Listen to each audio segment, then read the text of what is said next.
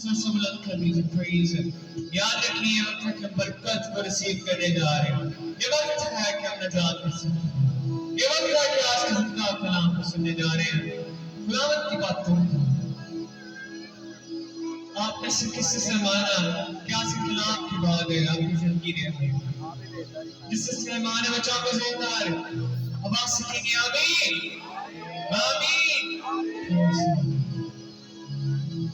आए रुककर उसका मानना शुरू करेंगे खुद उसको कहेंगे यार पाक को मिला तुझे अपने दरमियान है।